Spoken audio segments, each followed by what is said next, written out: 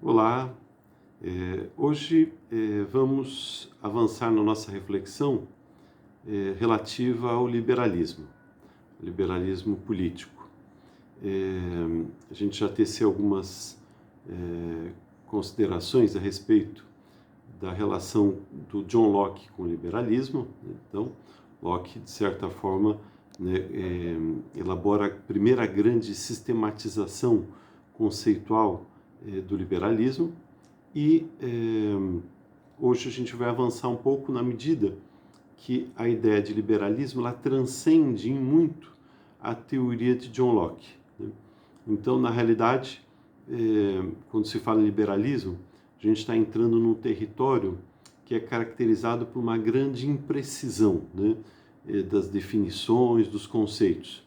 Imprecisão do ponto de vista, né, tanto da caracterização, da identificação desses elementos que seriam os elementos conceituais fundamentais do liberalismo, como também da própria localização histórica, cultural, política, né, dessa compreensão de mundo, que seria a compreensão de mundo liberal.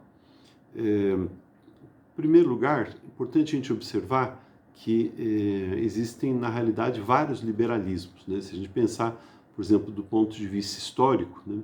Uma coisa é quando a gente está pensando ali no liberalismo clássico, e aí a figura, né, de John Locke, Montesquieu, Hume, etc., são autores que ajudaram a formatar esta perspectiva de compreensão das relações sociais e políticas. Um pouco diferente já vai ser, então essa concepção de liberalismo, ela vai ter a sua vigência ali especialmente, né, no século XVIII. Depois, já passando do XVIII para o século XIX, você vai ter uma influência muito grande do chamado liberalismo conservador, né, que alguns inclusive rejeitam, né, esse termo, que na realidade a representação, a compreensão de mundo liberal e a compreensão de mundo conservadora, elas são bastante distintas.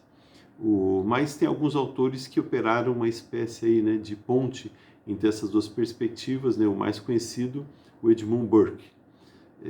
Depois você tem, no final do século XIX, começo do século XX, você vai ter uma concepção liberal diretamente ligada às características que o capitalismo ia apresentando ali de intensificação das relações de exploração. Então você tem ali uma terceira configuração que carrega elementos, digamos assim, do liberalismo político, mas já, digamos assim, diretamente articuladas com algumas demandas do modo de produção capitalista que vão reformatando, digamos, né, aqueles princípios do liberalismo político em termos de liberalismo econômico. Depois, ali na metade ali do século XX, especialmente a partir dos anos 30, 40, até os anos 70, 80, você tem uma outra concepção de liberalismo, que também alguns vão até recusar o termo, né?